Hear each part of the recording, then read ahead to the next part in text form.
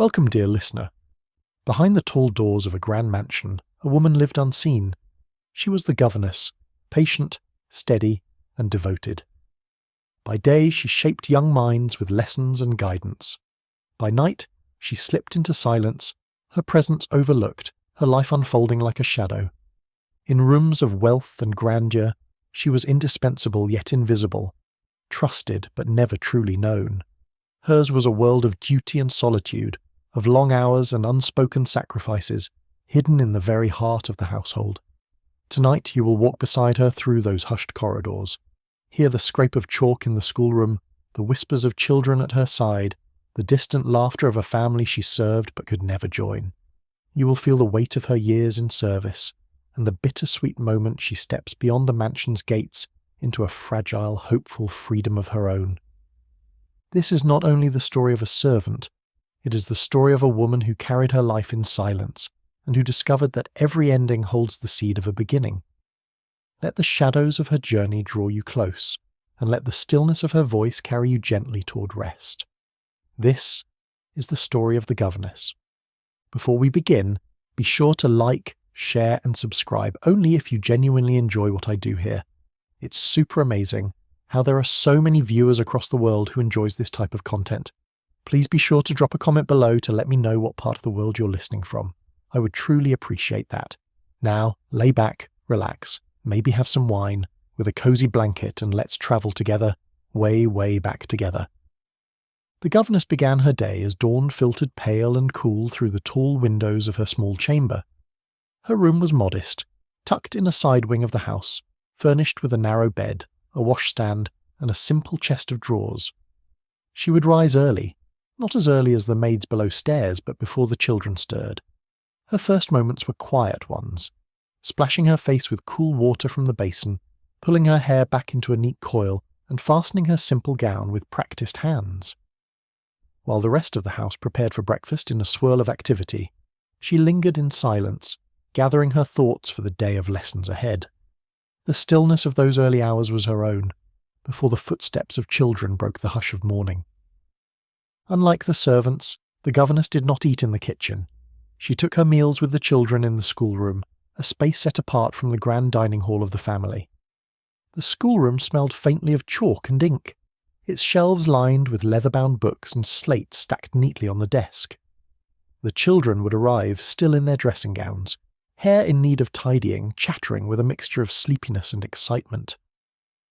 The governess guided them gently, reminding them to sit straight, to fold their hands, to speak politely, always preparing them for the polished world above. Each small correction she gave was a thread weaving them closer to the image of refinement their parents demanded.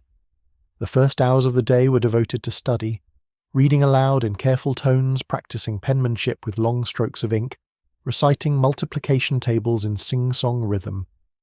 The governess sat with patience, repeating, correcting, and encouraging in equal measure. Her voice was steady, never hurried, always measured. She knew her duty was not only to teach, but to shape manners and character. In those quiet hours, the household was hushed.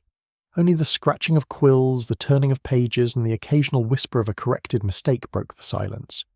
To the children, she was a steady figure of order.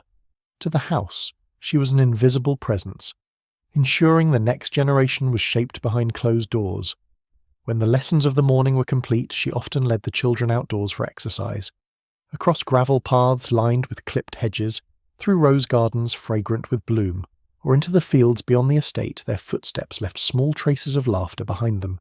She walked at their pace, listening, reminding them to hold their posture, to keep their gloves clean, to speak gently even in play. The governess herself rarely laughed openly. Her place was to guide, to watch, to remain composed. Yet inwardly she felt the quiet joy of fresh air, of sun upon the face, of children's footsteps running freely ahead. At times she imagined her own childhood, simpler and freer, and wondered at the distance that had grown between her life now and the girl she once was. Back in the schoolroom, afternoons might be filled with French, with music, or with needlework. The piano keys would sound in careful scales, the thread would pull steadily through cloth. The governess kept her tone calm, even when tempers frayed or attention wandered. She was not a servant, yet she was not a mother. The children looked to her with respect tinged by distance. She provided guidance, not affection. That subtle separation marked her role, as though an invisible line were always drawn between herself and those she taught. And though she lived each day in their company, she could never quite cross into the warmth of family life. As dusk fell, her duties slowly ebbed away. The children would change for dinner and join their parents in the glittering dining hall, their polished manners on display. She, meanwhile, returned to the schoolroom to tidy the day's books, to wipe chalk from the slate, to prepare fresh quills and paper for the next morning. Her evening meal was plain, taken alone or with the nursemaid, far from the gleam of silver and candlelight above stairs. When the house settled into lamplight and conversation, she often withdrew to her chamber, where silence enfolded her once more. There, by the faint glow of a candle, she might read from her own worn book, mend a simple dress, or write a letter to her family far away. The great house around her buzzed with activity, but in her quiet corner she lived in thoughtful solitude. Every day followed the same rhythm, steady, ordered, quiet, yet each day carried its own small weight of longing, for she occupied a space between, belonging fully to neither world. On certain afternoons, when lessons had gone smoothly and the children were in fine spirits, the governess might find herself summoned to the drawing-room. Such invitations were rare, and they always carried with them a quiet tension. She would smooth her plain gown, steady her hands, and step into a space that was not quite hers to enter. The drawing-room glittered with polished mirrors, soft carpets, and ladies in gowns of silk. The mistress of the house would offer a faint smile, a gesture of inclusion that felt both kind and distant at once. Tea would be poured, the clink of china echoing against the hush of conversation. The governess sat on the edge of a chair, posture impeccable, words chosen with care, always mindful not to speak too freely. She was there to be present, yet not to belong, a shadow at the edge of the family circle, and while she held her cup delicately, the thought would linger, how easily she might vanish from the room unmissed when her duty was done. There were moments, too, when the governess's position was tested most sharply, moments that revealed her place in the fragile hierarchy of the household. At times the mistress might ask her opinion on the children's progress, inquiring with a tone that seemed polite yet carried an undercurrent of judgment. The governess would answer carefully, describing the children's diligence, their stumbling blocks, their small triumphs with penmanship or recitation. Every word was chosen with precision, for she knew her livelihood depended not on her comfort, but on the satisfaction of the family she served. A misstep in tone, too much confidence, or a trace of hesitation might be taken as presumption or incompetence. And so she spoke in measured cadences, her voice calm, her eyes lowered slightly, weaving each report into something acceptable. To outsiders she might appear at ease in the grandeur of the room, yet inside she remained acutely aware that she was tolerated, not embraced. The space she occupied was narrow, carved out by necessity, and could vanish as swiftly as it had been granted. When she returned to her chamber after such encounters, the silence felt heavier than usual. She might sit at her small desk where a single candle flickered in the draught, and open her journal, a book that bore the traces of her thoughts, her frustrations, and her quiet hopes. In neat handwriting she recorded the day's events, the stubbornness of a child over arithmetic, the look of mild approval in the mistress's eyes, the fleeting moment of warmth when a child slipped her a flower plucked from the garden. These entries were not meant for anyone's eyes, but her own. They were her safeguard, a reminder of her own mind, her own self, beyond the endless roles of teacher, guide, and silent observer. Yet even within these private pages her words carried restraint, as though habit had taught her never to be fully free, not even in solitude. And sometimes when the evening deepened and the house above her head filled with the muffled sound of laughter, music, and clinking glasses, she would pause in her writing and listen. The strains of a piano drifted faintly through the corridors, the murmur of conversation rising and falling like waves she was never permitted to ride. In those moments, her imagination reached beyond her walls. She pictured herself seated among them, wearing a gown of silk instead of plain wool, her voice contributing to the easy chatter rather than remaining unspoken. Yet just as quickly as the vision arose, it faded, Replaced by the steady truth of her role, she was a governess, neither guest nor servant, moving between worlds that would never claim her fully. There were nights when the children, restless after dinner, would slip away from the dining hall before the family was ready to release them. In those moments they sought out the governess, not with the formality of lessons, but with the open-hearted spontaneity of youth. They might gather in the schoolroom, bringing with them half-finished puddings or whispered fragments of the conversation they had overheard from the adults' table. The governess, though weary from her day, allowed these moments of closeness to linger. She listened to their laughter, their small secrets, the way they imitated their elders in tones of mischief. Yet even here she maintained a delicate balance.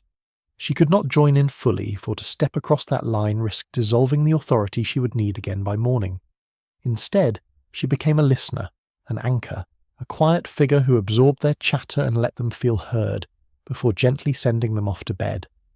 And when they were gone, when the fire burned low in the grate and silence returned, she found herself warmed by the faint echo of their trust, even as she reminded herself that she belonged neither to their world of play nor their parents' world of power.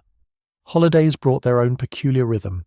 At Christmas or Easter, when the household swelled with visiting relatives and laughter spilled from room to room, the governess's place became even less defined. The children were paraded before aunts and uncles, cousins and grandparents, their polished manners on display for admiration. The governess stood at the edge of these gatherings, summoned at times to account for the children's progress, yet dismissed again when her usefulness was done.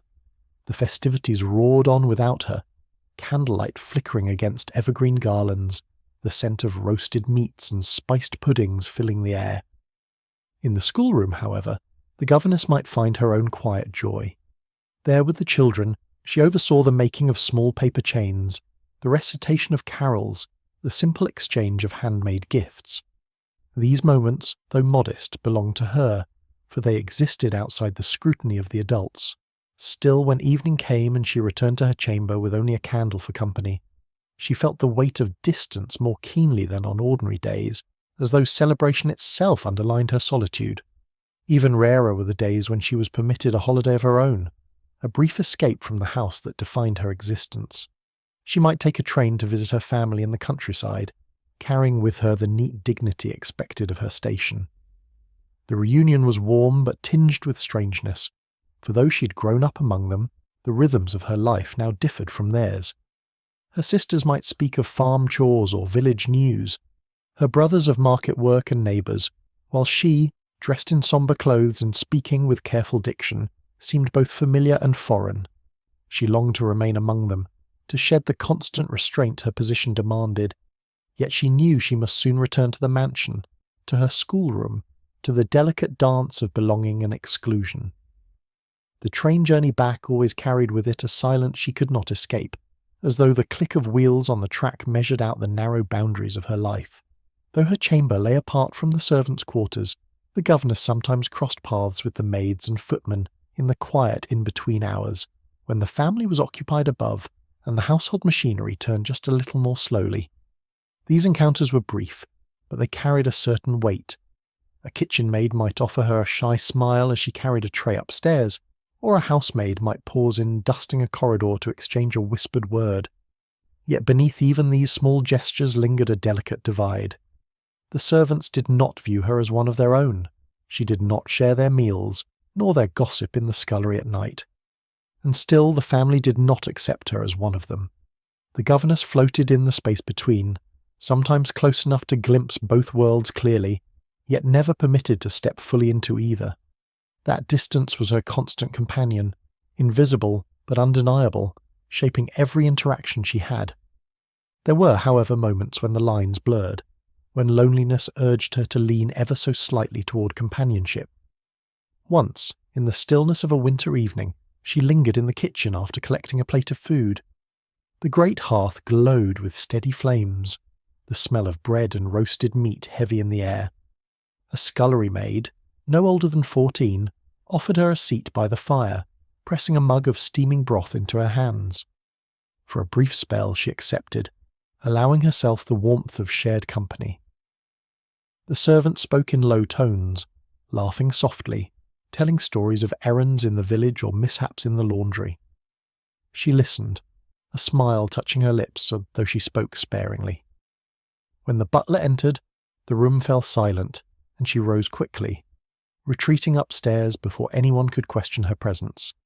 That single moment, so ordinary to the servants, stayed with her long after, like a spark she carried back into her solitude. The governess's solitude was most profound at night, when the great house hushed itself into silence. Lying awake in her small chamber, she sometimes heard the echo of footsteps from distant halls, or the faint creak of floorboards beneath her. At times the children's laughter from earlier in the day replayed itself in her mind, softened now into memory. She would imagine the grand rooms sleeping as though the house itself were breathing, its walls heavy with secrets, its tapestries bearing silent witness. In that stillness her thoughts often turned inward. She considered what her life might be had she chosen differently, had she not stepped into the role of governess. Would she be married, living in a modest cottage with children of her own? Or would she still be wandering corridors somewhere else, teaching other people's sons and daughters to read and recite? The uncertainty pressed upon her, not like fear, but like a gentle weight, reminding her that her path was one of service, discipline, and resignation. As the children grew, the governess found her role shifting in ways both subtle and difficult. The youngest still clung to her presence, eager to please, but the older ones began to test the boundaries of her authority. A boy might roll his eyes when asked to repeat his French verbs, or a girl, on the cusp of adolescence, might answer with cool detachment instead of childish eagerness. These moments stung more than she ever admitted, for she had given years of her life to shaping their habits, their manners, their education. To be dismissed by the very pupils she had once guided with patience was a quiet wound she carried in silence. And yet, she never raised her voice, never allowed sharpness to crack her steady exterior. She continued calmly, steadily, reminding herself that their rebellion was not truly against her, but against the invisible structure she represented, the endless duty, the expectations of refinement, the boundaries of privilege. Still the ache lingered, a reminder that her presence in their lives, though necessary, was always temporary. When visiting relatives came to the house, the governess's position was made even more precarious. Aunts and uncles, dressed in fine travelling clothes, would sweep into the drawing room with voices full of authority and judgment. They praised the children loudly, sometimes commenting on their cleverness or beauty. But when their eyes fell upon the governess, their tone shifted. A glance that lingered too long, a remark made just loud enough to be heard. Ah, the governess, of course. How very fortunate the children are to have one so dedicated. The words carried a politeness that never quite disguised the underlying message. She was useful, but not to be mistaken for an equal.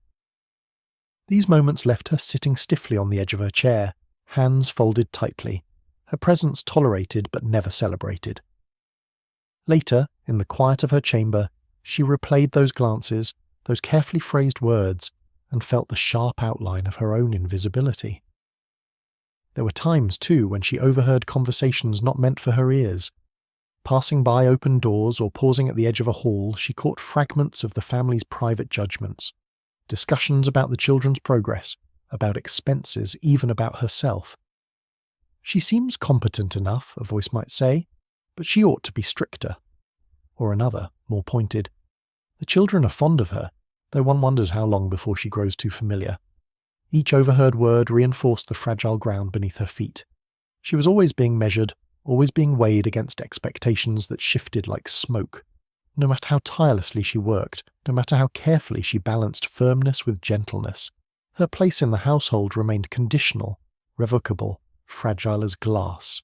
And yet, each morning she rose again, fastened her plain gown, and resumed her duties with the same quiet grace, as though the unspoken scrutiny did not exist. On rare occasions, the governess was permitted to leave the estate and walk into the nearby village. These outings were often framed as errands, purchasing new copybooks for lessons, selecting ribbons for the children's hair, or collecting sheet music from the small shop on the square. Yet for her, they became small moments of escape, a chance to breathe air that was not filtered through the hierarchy of the great house. The village had a rhythm of its own. Shopkeepers calling out greetings, carts rattling along the cobblestones, the smell of fresh bread drifting from the baker's door. Here she walked unremarked, her plain dress blending into the crowd. No one measured her as mistress or servant. No one weighed her words against unseen expectations. For an hour or two she belonged simply to herself, yet even in these moments of reprieve, she carried with her the awareness that she must soon return, that the mansion's walls awaited her, and that her identity outside them was as fleeting as the sunlight on the cobblestones. It was during these excursions that she sometimes encountered strangers who looked upon her differently. A polite nod from a shopkeeper, a kind word exchanged over the counter, even the brief curiosity in the eyes of a passer-by. All these small gestures reminded her that beyond the estate she was not defined solely by her role. Once, while waiting for her parcels, she found herself in conversation with a local schoolmaster. He asked, with genuine interest, about her methods for teaching French and arithmetic, and for the first time in weeks she spoke freely, her words flowing without the careful restraint she kept in the drawing-room. The schoolmaster listened attentively, responding with ideas of his own, treating her as an equal in the quiet dignity of shared work. When the parcels were ready, she thanked him and departed, the brief conversation lingering in her thoughts long after. It was not romance she carried away from that moment, but recognition, a reminder that her mind and her labour had worth beyond the polished corridors of the mansion. Returning from these outings often brought a subtle shift in her perception of the house. Passing once again through the gates, walking up the gravel drive that wound toward the great facade, she felt the weight of its stone walls pressing closer, as though reclaiming her into its ordered silence.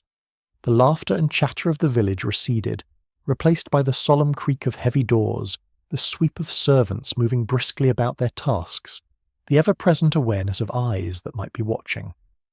And yet, beneath the surface of her composure, those brief glimpses of life outside sustained her. They reminded her that the world was larger than the schoolroom, that there were places where she might be seen not as a fixture of the household, but as a woman in her own right. These thoughts she carried like small embers, hidden but glowing, offering quiet strength for the days ahead. At night, when the house had folded itself into silence, and even the restless shuffling of servants had ceased, the governess allowed herself to wander into the private realm of dreams. By the dim glow of her candle she would sit near the window of her small chamber, looking out across the estate. The great lawns lay silver under moonlight, the trees swayed gently in the night air, and beyond them the village lights flickered faintly in the distance.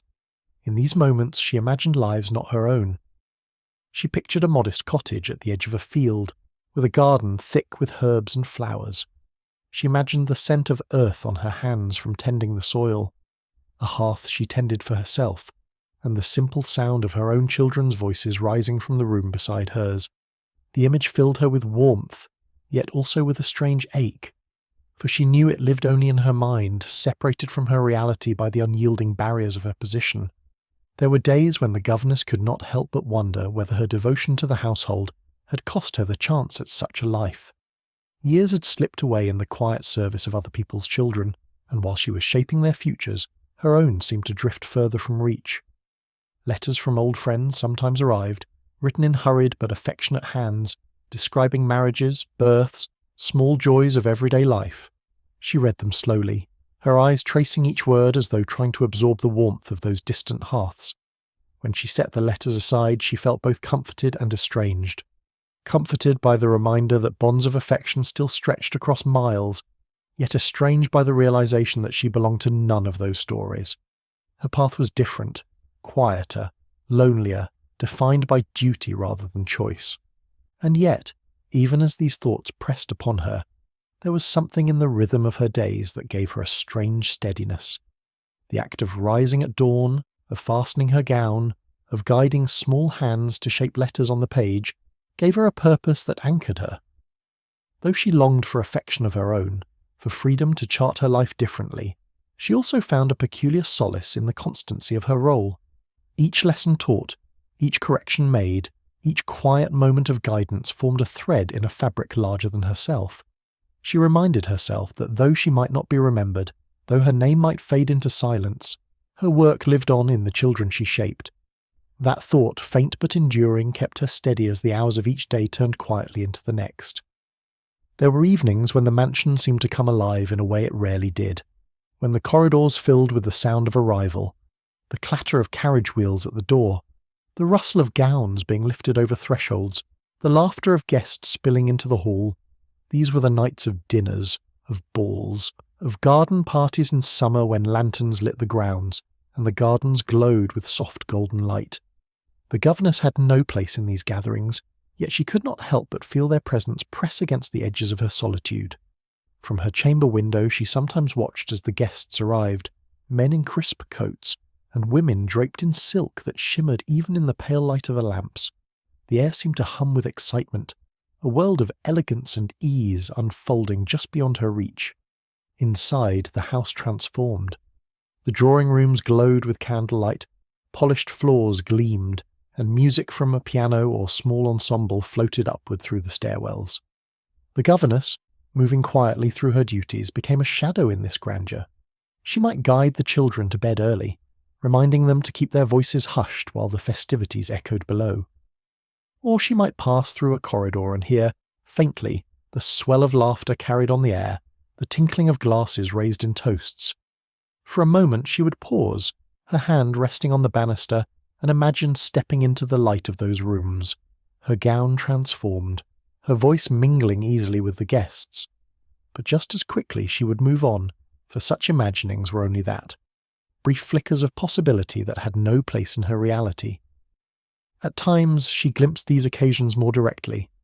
Once, sent to retrieve a forgotten book for a child, she passed by the open doors of the ballroom. The sight struck her almost breathless. Women moving gracefully across the floor, their skirts sweeping in arcs of colour, the chandeliers above scattering light like stars across the polished wood. The governess lingered just a heartbeat too long enough to feel both wonder and ache in equal measure. Then, aware of her own plain dress and uninvited presence, she stepped swiftly away, retreating into the dimmer halls where she belonged. The image of that glittering room stayed with her long after, glowing against the quiet greyness of her daily routine. Though she was never meant to pry into the lives of her employers, the governess could not help but notice the subtle currents that moved beneath the surface of the household. In particular, she often observed the mistress of the house with a careful, unspoken curiosity. At first glance, the mistress seemed to embody everything the governess was not. Adorned in silks and fine jewels, moving with authority through drawing-rooms, surrounded by guests who deferred to her. Yet in quiet moments, when the house had settled and the bustle of servants was hushed, the governess sometimes glimpsed a different truth. She noticed how the mistress lingered at windows, staring out over the lawns with a faraway look, or how her hands twisted restlessly in her lap during long afternoons when the master was away. These gestures, small and fleeting, carried the unmistakable weight of loneliness. On one occasion, the mistress invited the governess into her private sitting room to discuss the children's progress. The air was thick with perfume, the furnishings lavish, embroidered drapes, gilt-framed mirrors, soft rugs that muffled every step. Yet the mistress's voice was quieter than usual, her manner less commanding. She asked about the children with real interest, but soon the conversation drifted to idle remarks about the dullness of country life, about how endless the days could feel even within the grandest of walls. The governess responded with polite agreement, careful not to overstep, but inside she felt a strange spark of recognition. Here was a woman surrounded by wealth and privilege, yet still enclosed, still isolated by the invisible expectations of her role. Their stations were worlds apart, yet in that moment they mirrored one another. Two women bound to the house, each constrained by duties neither had freely chosen. Afterward, when the governess returned to her chamber, she replayed the conversation in her mind. It struck her how little true freedom there was for women of the house, whether mistress or governess, servant or child. Each role carried its own weight, its own cage. The mistress's cage was gilded, filled with gowns and fine company, while the governess's cage was plain and narrow, furnished with books and ink. Yet both cages were real, and both carried the same quiet solitude. From that day, when she heard the mistress's footsteps echoing through the hall, or glimpsed her seated in quiet contemplation, she felt an unspoken kinship, as though their lives touched in silence even if they never spoke of it again. The passing of years revealed itself most clearly through the children, and the governess often felt as though she were watching time from a peculiar distance. When she'd first arrived, some of them were small enough to stumble over their letters, their hands clumsy with a quill. She had guided those same hands patiently again and again, until the strokes grew confident, until words took shape on the page with certainty. She'd heard their voices shift too from the high-pitched chatter of childhood to the deeper, measured tones of adolescence. Their faces lengthened, their expressions sharpened, their laughter took on shades of self-awareness. And through it all she remained much the same. Her days unaltered, her chamber unchanged, her plain gowns carefully laundered and mended as though frozen in time. It was in the looking-glass that she first noticed the changes in herself. One evening, by the faint glow of a candle, she caught the outline of fine lines beginning to gather at the corners of her eyes. A strand of hair, silver against the dark, gleamed where once it had been untouched. She leaned closer to the glass, tracing the reflection with quiet wonder. The years had left their mark so gently that she had hardly felt their passage, yet now they appeared all at once like the sudden toll of a clock she had not realized was counting. And unlike the children, whose growth brought praise and celebration, her own aging carried no notice, no acknowledgement. It was a private transformation, seen only in the mirror, unspoken in the halls of the house. What struck her most deeply was how her life seemed to stand still, even as the world around her changed. The children prepared for futures beyond the schoolroom. Daughters destined for marriage, sons for universities or military careers. They spoke eagerly of journeys and new chapters awaiting them. She listened, encouraged, reminded them of their duties, but inwardly she felt a pang of quiet sorrow.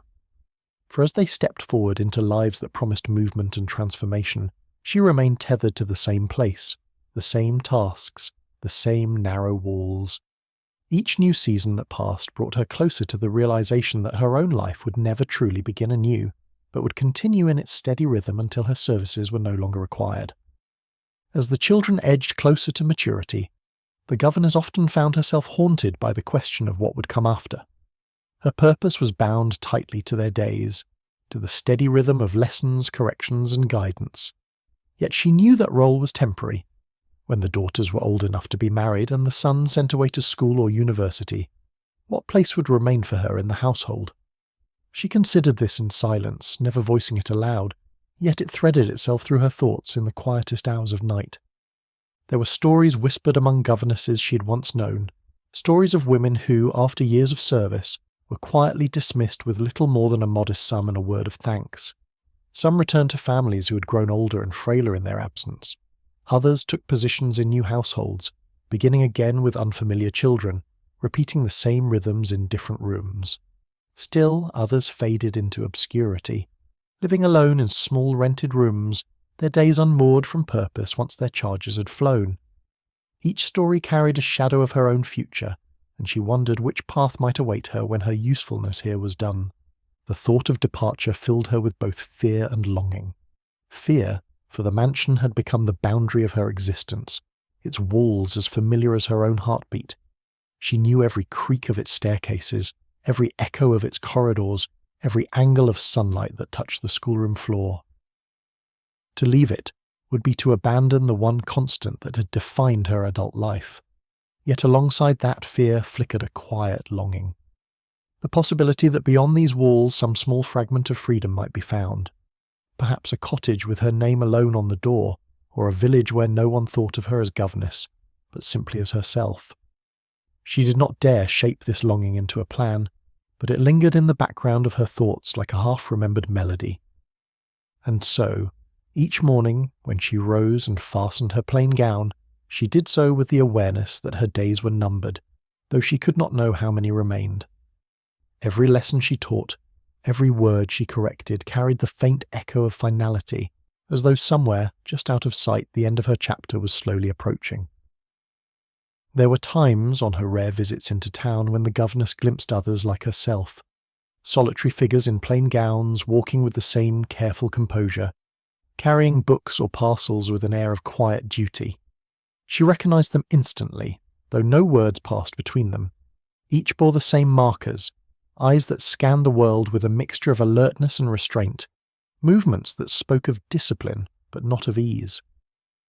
On one such day, waiting at the station for a train, she found herself standing beside another governess, who guided her charges with gentle firmness, coaxing them into orderly lines. Their eyes met only briefly, yet in that glance an entire story was exchanged. Both women knew the weight of their invisibility, the tightrope they walked daily between belonging and exclusion. That fleeting kinship was both a comfort and a sorrow, for it reminded her she was not alone, and yet it confirmed how many women lived in this same suspended place, their lives defined by others. Sometimes she overheard the casual remarks of villagers about such women, words tossed lightly but heavy in meaning. A respectable governess, someone might say, or poor thing, never married. The words stung, though they were not spoken of her directly, for they revealed how society viewed her kind, useful, decent, and yet somehow diminished, as though a governess were a half-formed figure, not fully a participant in the world of families nor in the world of freedom. This realization pressed upon her as she walked back to the mansion with her parcels. The villagers greeted her politely enough, yet she felt herself marked by a role she could not shed. It was not cruelty that weighed on her, but indifference, a reminder that to the wider world she was an outline, a figure with function but not with story. One afternoon in the waiting room of a bookseller's shop, she struck up a brief conversation with an older woman who had once been a governess herself. The woman's face was lined, her hands spotted with age, but her voice carried a quiet steadiness. She spoke not of lessons or children, but of the years that came after, the small cottage she now kept, the sewing she did to supplement her income, the way she filled her hours with letters, knitting and reading. The governess listened intently, her heart caught between hope and dread. Here was one possible future, a life of solitude, modest but dignified, free from the constant watchfulness of the mansion, yet also absent of closeness, of companionship. When the woman rose to leave, the governess longed to ask more, to reach for guidance, but instead she only bowed her head and murmured a polite farewell. The vision of that older life lingered with her long after, both a warning and a faint promise of survival. There came a season when the household shifted abruptly, disturbed by the arrival of a relative who seemed to unsettle every corner of the mansion. The master's sister, a woman of sharp eyes and sharper opinions, came to stay for several months. From the moment she swept into the drawing-room, her presence was felt like a draught slipping under doors. She had a way of looking at people as though measuring them against an invisible scale, and the governess soon found herself under constant inspection. Questions were asked with a smile, but delivered like a blade. Do the children truly benefit from such long hours of French? Or might they not be happier under a stricter hand? Each remark left the governess quietly shaken, for she knew her place in the house was already fragile, and the disapproval of a single family member could alter her standing overnight. She responded with composure, her words calm and respectful, but inside she carried the unease of one walking a tightrope above a waiting silence. The children themselves seemed transformed by their aunt's presence. They laughed louder in her company, eager for her attention, and became quick to mimic her tones of authority. The governess, once the quiet centre of their schoolroom, now found her words weighed against their aunt's. When she asked them to read aloud, they sometimes resisted, claiming their aunt found such tasks unnecessary. When she corrected their penmanship, they protested, repeating that their aunt thought their letters charming as they were. Each small defiance was not born of malice, but of shifting loyalties, the natural gravitation of children toward the more glamorous figure who swept into their world. Yet each moment left the governess with the sting of invisibility, as though her years of patient instruction might be undone by a single visiting voice. She carried on with steady patience, though in her heart she felt the slow erosion of her authority. Even the mistress of the house seemed influenced by her sister-in-law's presence. Where once she'd spoken to the governess with a kind but distant respect, she now allowed herself to question openly. Perhaps fewer hours of arithmetic, she suggested one afternoon, and more attention to music. Their aunt insists the piano will serve them better than sums. The governess bowed her head, agreeing softly, though inwardly she wrestled with the frustration of seeing her careful balance of lessons unsettled. Yet she dared not argue. She knew that her role depended not on her own judgment, but on the family's approval. Each concession, Each adjustment to her methods reminded her how little of her position belonged to her, and how easily the fabric of her daily life might be unstitched by someone else's whim.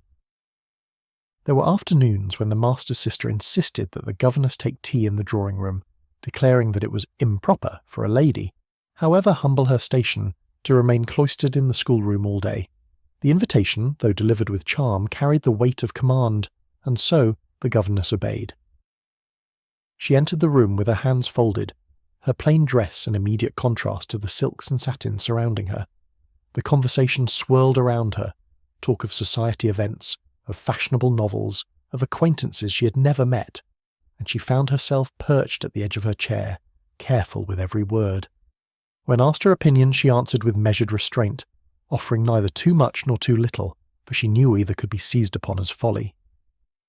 The teacup in her hand trembled slightly, not from fear, but from the strain of balancing on the razor-thin line between presence and invisibility. What unsettled her most was the way the guests' eyes shifted when they realized who she was. At first they welcomed her politely, assuming she was a family friend or distant relation, but once introduced as the governess, their tone softened into something cooler. Questions became gentler, as though they feared embarrassing her, or vanished altogether, as though her thoughts no longer carried weight. She felt herself shrinking, not from her own lack of confidence, but from the air of dismissal that descended so swiftly upon her. Each polite smile reminded her that she was not meant to stay, that her presence was a courtesy extended only to satisfy the whims of her hostess. And so, when the tea concluded, she excused herself quickly, retreating to the safety of the schoolroom where the silence, though lonely, felt merciful. Yet even in these strained encounters, she found herself reflecting on the irony of her position. She, who had spent her life in study, who could recite poetry, translate French, and solve sums with ease, was treated as less than the women whose entire existence revolved around social calls and dinners. It was not envy she felt, but a kind of bewilderment at how knowledge, so valued in her daily labour, dissolved into nothing when placed beside wealth and name. Alone in her chamber later, she thought of the conversation she could have offered, of books she had read, of thoughts she had formed, yet she knew those words would never have been welcome. Her role was not to be brilliant, nor even to be noticed, but to remain steady, quiet, and useful, vanishing once her duties were done. There were days when the governess felt the fragile thread of her purpose strengthened, not by the approval of the family, but by the children themselves. In small, unguarded moments, they revealed an affection that no reprimand or visiting relative could erase. Once, after a long afternoon of lessons, the youngest daughter slipped a small posy of wildflowers into her hand, whispering that she was the best part of the house. The words were spoken with the candour of a child, free from calculation, and they lingered with the governess like a secret treasure. She placed the flowers in a small glass on her washstand, where they withered in a matter of days, but she kept the memory of that gift far longer. It was in these gestures, fleeting but sincere, that she felt her role transform from invisible instructor to something closer to trusted companion. Sometimes the children's loyalty revealed itself in unexpected acts of defiance. During their aunt's stay, when the governess's authority seemed most undercut, one of the boys, exasperated by his relative's constant interruptions, declared bluntly that he preferred his governess's way of teaching. The statement was met with a scolding and a stern correction, yet the governess felt a quiet surge of gratitude.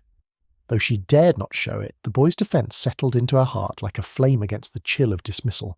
She had not asked for their loyalty, nor could she demand it, yet in moments like these she realised she had earned it in ways unseen by the rest of the household.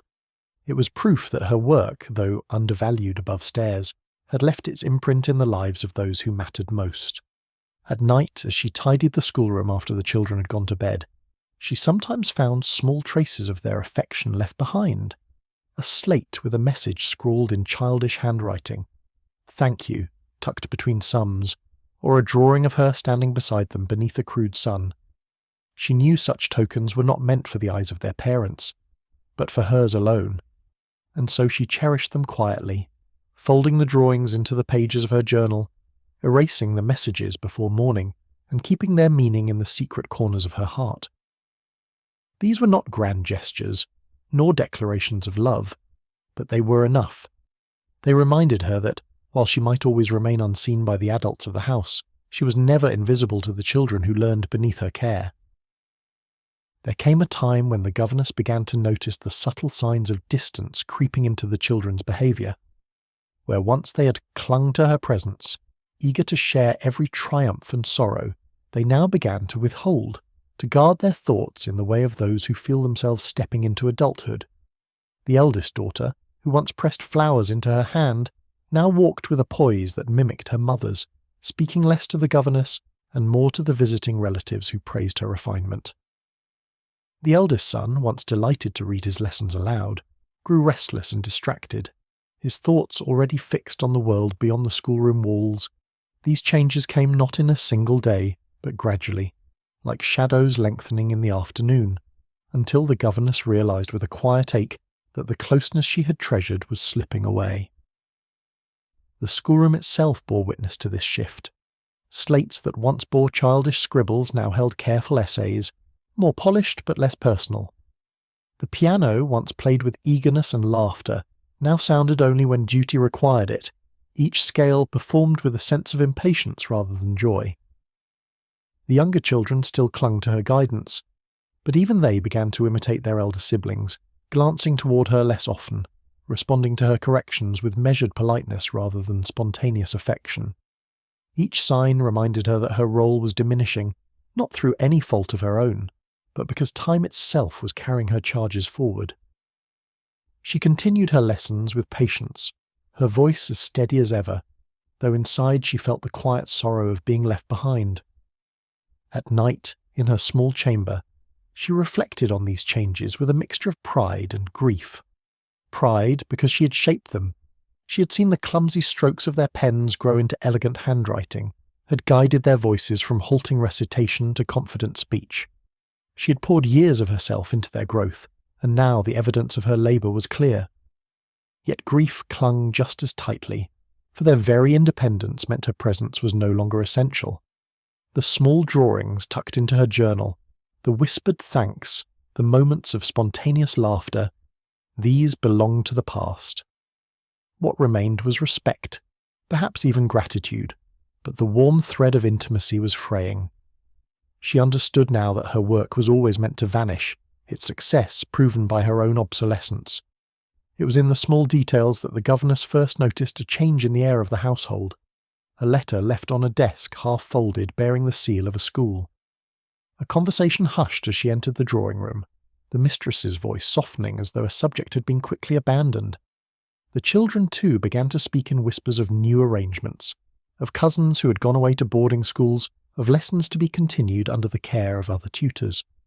None of this was spoken to her directly, but she felt the truth gather around her like a tightening net. The household was shifting, planning for a future in which she no longer belonged.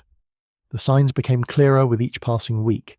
A new stack of books arrived, heavy volumes more suited to older pupils than the gentle lessons she had always guided. The master asked questions about the children's progress with a sharper tone, as though testing her methods against standards she had not been told to meet. The mistress, once inclined to share her faint confidences, now seemed distant, her eyes turning past the governess as though already placing her in the background. Even the servants, who had always regarded her with polite neutrality, seemed to carry the news before it was spoken, their glances carrying the weight of things known but unsaid. The governess felt herself still present in the house, but like a shadow slowly fading from the room. What unsettled her most were the conversations she overheard between the children themselves. One evening, as she tidied the schoolroom, she caught fragments of their talk drifting from the corridor. They spoke excitedly of new tutors, of the adventures that awaited them in schools far away, of a life that shimmered with novelty and promise. She listened in silence, her hands folded over the books she had been arranging, feeling both pride and sorrow entwine. Pride, because they were ready. She'd given them the tools to step into that world with confidence. Sorrow, because their excitement did not include her, and the bond she had built with them was already being reshaped into memory. She stood very still until their voices faded down the corridor, then returned to her work with steady hands, though her heart felt unsteady within her chest.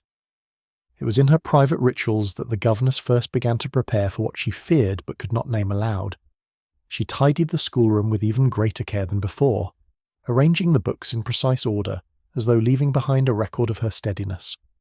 Chalk was wiped from the slate until the surface gleamed.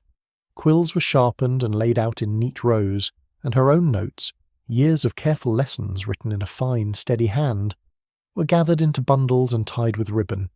She did not know if anyone would keep them once she was gone, but the act of arranging them gave her a sense of quiet closure.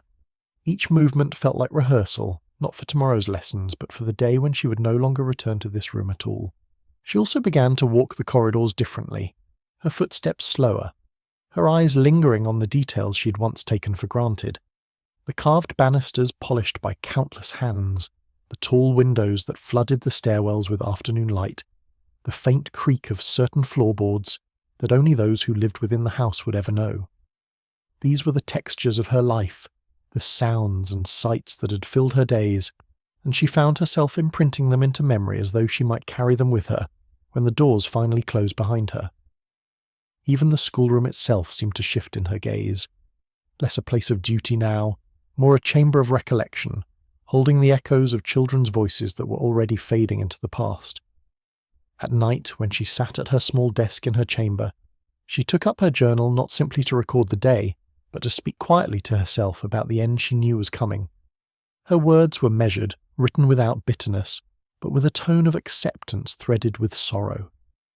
She described the children as they were in those final months, the eldest daughter now practicing her curtsy for coming events, the eldest son speaking with eagerness of joining his cousins at school, the younger ones caught between lingering affection and the pull of independence. She wrote not to keep a record for others, but to fix them in her own heart, so that when she was gone, she could still hold them as they had once been. Each page became a farewell in disguise, though she never allowed herself to write the word itself. The moment came on an afternoon that seemed, at first, no different from any other. The governess had just finished a lesson in the schoolroom, her voice steady as she guided the younger child through lines of copywork when a knock sounded at the door. It was the butler, his expression politely unreadable, asking her to attend the mistress in the morning room. She followed quietly, her steps measured, though her heart stirred with the certainty that this summons was not routine. The morning room was filled with the soft glow of filtered light, the air heavy with the scent of polished wood and roses arranged in porcelain vases. The mistress sat waiting, her hands folded on her lap, her gaze steady but not unkind. The governess remained standing until invited to sit, her posture composed, her face unreadable, though inside she felt the tremor of inevitability pressing closer. The words, when spoken, were carefully chosen. The mistress explained that the children had reached a stage where new tutors were required, that a change in their education was necessary to prepare them for the world beyond the house. She praised the governess for her years of service, for her patience, her dedication, her steadiness. Yet beneath the compliments lay the truth she had long feared. Her role in the household was drawing to a close. The governess listened with calm composure, her hands folded neatly in her lap, nodding at the appropriate moments. She gave no outward sign of distress, for she had trained herself too well in the art of restraint. But each word sank into her like a quiet blow, each syllable confirming what she had already known in her heart, that her usefulness, once indispensable, had now come to its natural end. When the conversation concluded, the mistress rose, extending a hand with a graciousness that felt both genuine and distant. The governess accepted it, bowing her head in a gesture of respect, her voice measured as she expressed gratitude for the trust that had been placed in her. She then withdrew, walking the familiar corridors with the same calm dignity she had always shown, though her chest tightened with a sorrow she dared not allow to surface. As she returned to her chamber, closing the door softly behind her, the weight of the house seemed to press upon her more heavily than ever before. She sat at her small desk, staring at the faint flame of her candle, and felt for the first time that she was no longer truly part of the life that moved within those walls. The days that followed took on a strange clarity, as though every moment was heightened by the knowledge that it would not come again. The governess moved through her routines with the same outward composure, but each lesson carried the quiet weight of farewell. When she guided the children's hands across their copybooks, she noted the curve of their letters as though fixing it in memory. When she corrected their French verbs, She listened to their hesitant accents as if hearing them for the first and last time together. The children themselves seemed only dimly aware of what was unfolding. They spoke eagerly of new tutors, of schools they would soon attend, their excitement unshadowed by the loss they had not yet fully understood. She smiled at their enthusiasm, though inside she felt the quiet ache of invisibility, the knowledge that her departure, though momentous to her, would be to them only a brief change in routine. In the evenings she began to linger in the rooms she had once passed through without thought. The schoolroom, with its shelves of worn books and its faint smell of chalk, became a place of quiet meditation. She touched the bindings of the volumes she had used 100 times, tracing the faded lettering with her fingertips. She stood before the piano, recalling the hesitant scales that had once filled the air, the laughter of small voices chasing each other through the notes. Even the windows seemed transformed, their panes holding the light of dusk like a farewell glance. Each corner of the house whispered fragments of her years within it, and she received them all in silence, as though collecting the last echoes of a life that was no longer hers to keep. The children, in their unknowing way, gave her small parting gifts that would remain with her long after she left. A folded scrap of paper tucked into her hand by the youngest daughter, covered in uneven handwriting that spelled simply, "Thank you." A book left on her desk by one of the boys, its margins filled with the childish drawings he had once been scolded for making. A quick embrace offered in secret, away from the watchful eyes of parents and relatives, a hug that spoke more clearly than any words. These tokens, modest as they were, carried more weight than the polite praise offered by the mistress or the formal words of gratitude spoken by the master. They reminded her that, whatever else the house might choose to forget, her presence had mattered in the lives of those she had guided. What surprised her most in the weeks after the announcement was how life in the mansion seemed both unchanged and subtly altered all at once. The routines remained. Breakfast in the schoolroom, lessons, afternoon walks. Yet beneath the surface there was a new current, as though everyone sensed her place was shifting. The children began to watch her more closely, their eyes searching her face as if trying to read what the adults had not explained. They did not speak of her leaving, but their questions hung in the silence. "Will you be here tomorrow? Next week? When I learn my next song?" She answered gently, never directly, offering them the comfort of consistency, even as she knew the truth would soon be plain. What unsettled her most were the small changes in the way the servants regarded her. Once they had passed her in the corridors with polite indifference, neither warm nor cold. Now some seemed to soften, their voices carrying a hint of kindness when they greeted her. A chambermaid paused once to ask if she would miss the children, her tone hesitant as though stepping across an unspoken line. Others, however, seemed emboldened by the knowledge that her authority was waning. A kitchen boy, emboldened in mischief, offered a cheeky grin where once he would have bowed his head. The governess absorbed it all quietly, understanding that her status had slipped into something precarious, halfway between insider and outsider. Each glance, each murmur, reminded her that she was already becoming a memory within the house she still inhabited. At night she began to savour small rituals with a tenderness she'd never felt before. She lingered over the act of cleaning chalk from her fingers, noticing how the white dust clung to her skin like a faint signature of her day's labour. She walked the corridors more slowly, pausing to rest her hand on polished banisters or to gaze at portraits she had passed 1,000 times without thought.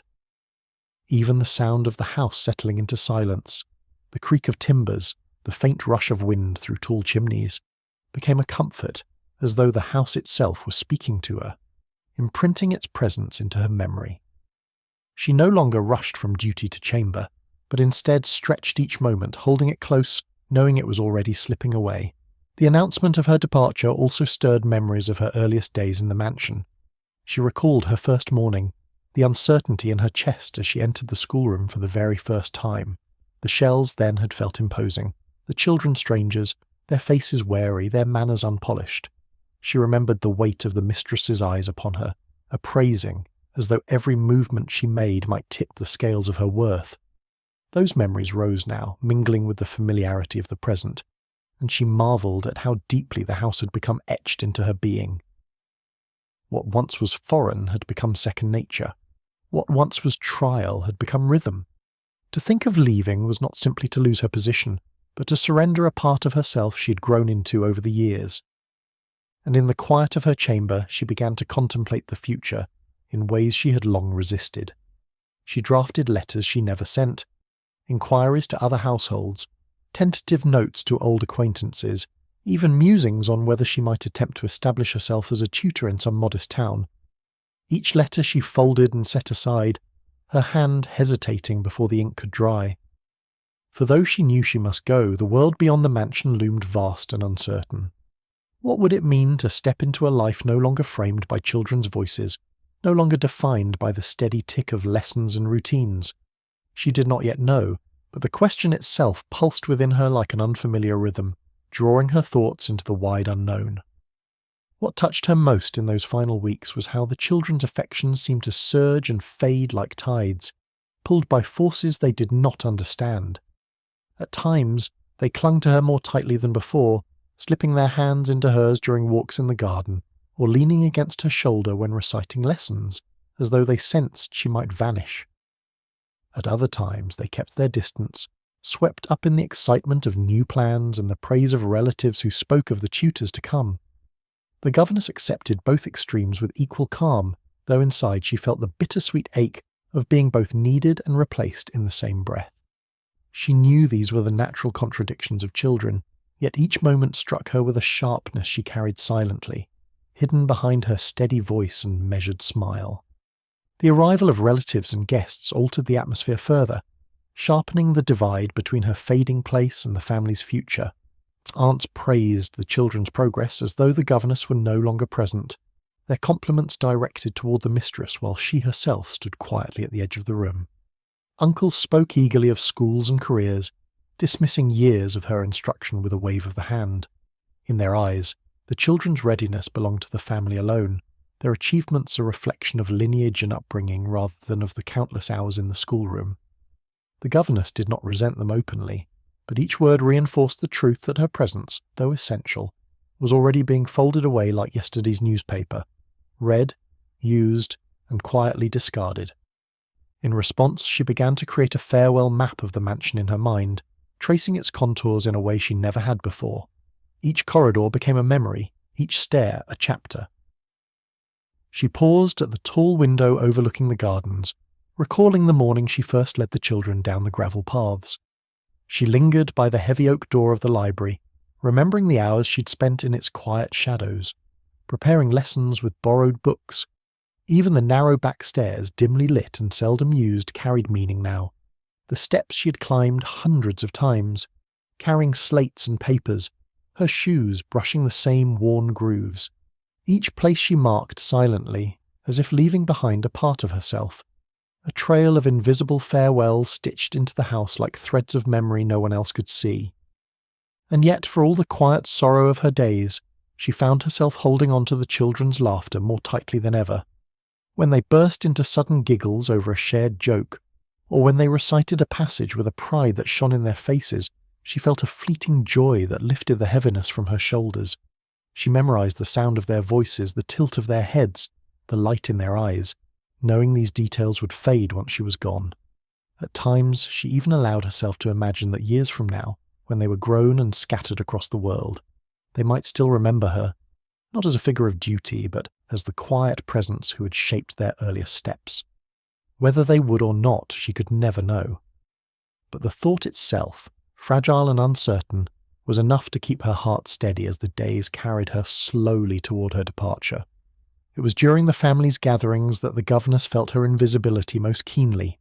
She stood quietly at the edge of rooms where laughter and conversation filled the air, her presence acknowledged only with the faintest nods. The children were presented with pride, their manners praised, their lessons praised more loudly still, yet seldom was her name spoken. Guests remarked on how clever the eldest daughter had become, how fine the son's French was, as if the knowledge had sprung into being without the countless hours she had given. The governess listened with her usual calm, but inside she felt the peculiar sting of being both indispensable and unseen. She had shaped these accomplishments with patience, yet in the bright circle of family and guests she remained a shadow, steady but easily overlooked. What surprised her, however, were the small acts of kindness that began to emerge from unexpected corners of the household. A footman, usually brisk and reserved, paused one evening to carry her lamp up the stair, offering it without a word but with a gesture that felt quietly protective. A housemaid, noticing the governess's plain gown fraying at the hem, slipped her a length of ribbon left over from a mending basket, murmuring that she might find it useful.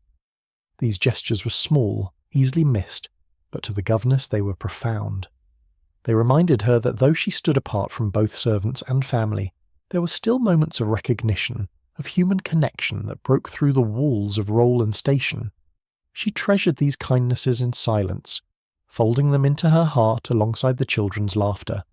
She also noticed in those weeks how certain members of the family seemed to soften toward her, now that her departure was inevitable. The mistress, though never effusive, spoke with a gentler tone when asking about the children's lessons, her words touched by something that resembled gratitude. Even the master, usually distant, offered a compliment one evening about the diligence of his son's handwriting. The governess knew these were not declarations of affection, nor signs of deep appreciation. They were formal courtesies, the polite wrapping of an ending.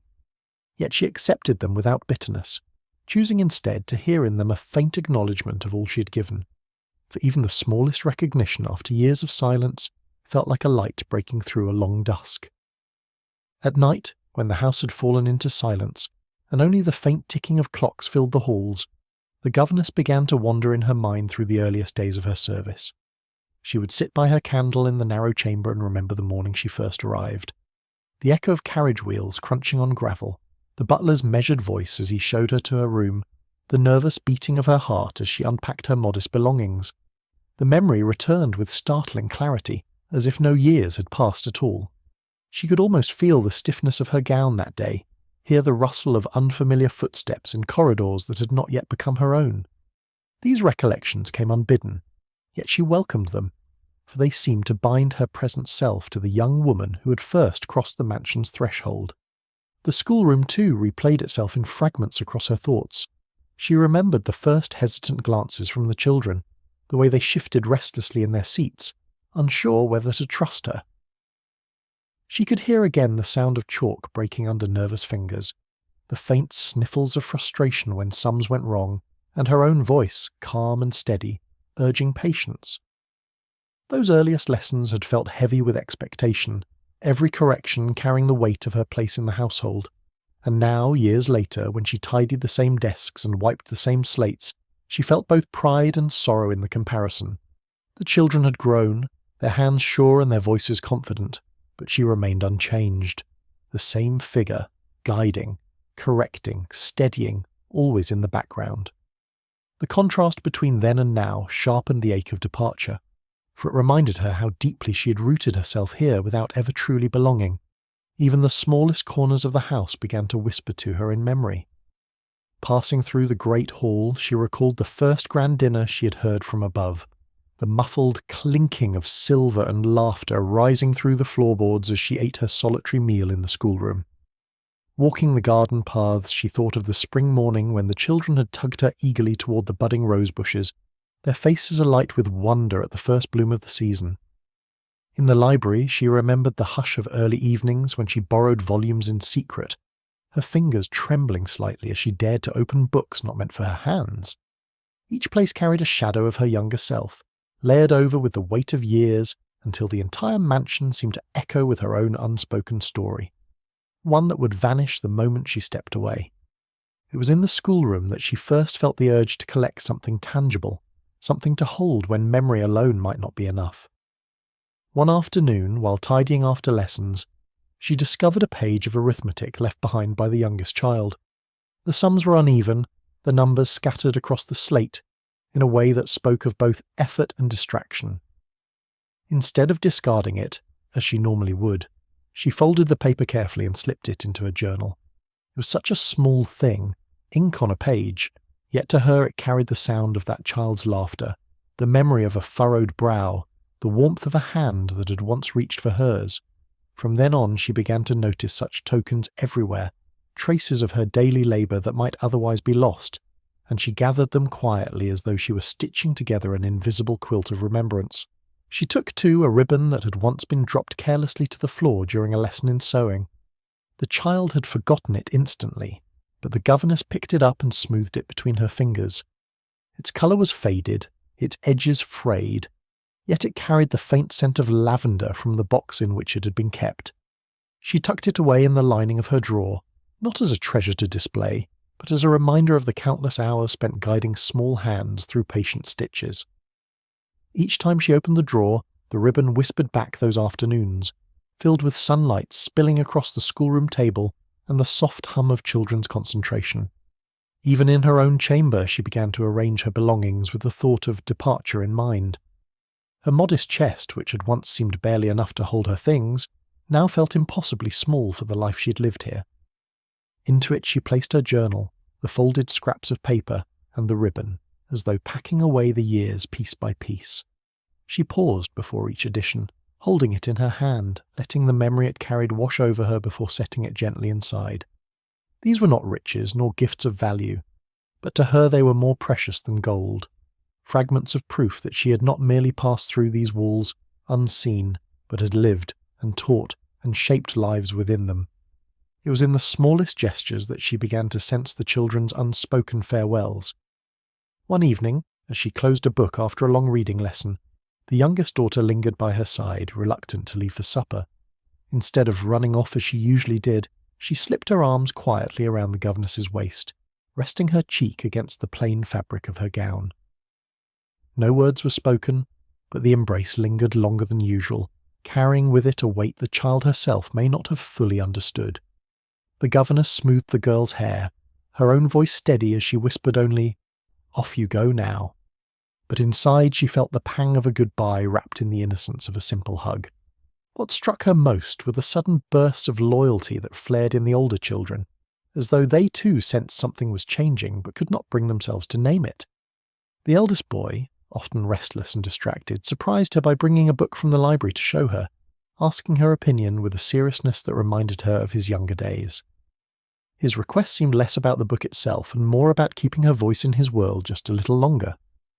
The eldest daughter, now poised and distant in so many ways, quietly asked the governess to check her French exercises late one night, though she could easily have shown them to her parents or left them for her future tutor.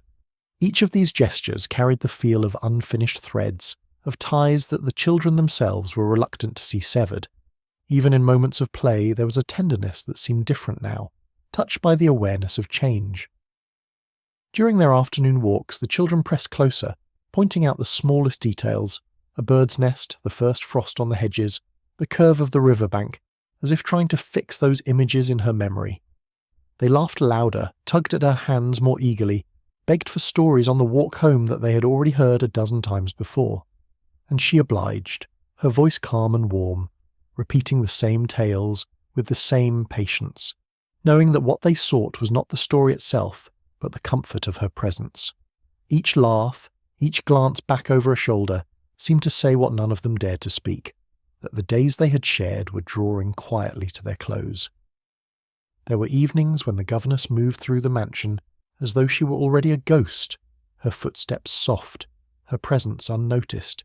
She lingered in the drawing-room after the family had retired, letting her eyes rest on the gleam of the silver candlesticks and the velvet drapes that had so often been the backdrop to conversations she was not meant to join. The chairs, perfectly arranged, seemed to hold the imprint of those who had sat there night after night, their laughter still clinging faintly to the air. She stood in silence, not as participant but as witness, her farewell spoken only in the stillness of her gaze. What she discovered in these wanderings was how much of the house had belonged to her in ways unseen. The great staircase, which she had climbed countless times with children tugging at her hands, carried grooves in the banister where her palm had rested day after day. The schoolroom windows bore the faint scratches of chalk dust carried on breezes, a reminder of years spent in patient instruction. Even the small alcove by the library, where she had paused so many times to collect her thoughts before entering, seemed to echo with her silent breath. These were not places that anyone else would ever connect to her, yet in them she felt the deep truth that her life had been woven into the very fabric of the mansion. There were also corners she had rarely entered, which now called to her as if demanding acknowledgement before she left. The attic stairs creaked beneath her feet as she climbed to the dim, dusty space above, where trunks lay covered in cloth and forgotten toys rested in boxes. She ran her hand along the worn wood of a doll's cradle, imagining the generations of children who had played with it before her charges were even born. In the cellars she traced her way past barrels and shelves, inhaling the cool, earthy air, and thought of the servants who had toiled here unseen, just as she had toiled in her own quiet sphere. Every hidden space seemed to offer its own kind of farewell, a reminder that the house held stories far older and larger than hers, yet had still kept hers safely within its walls.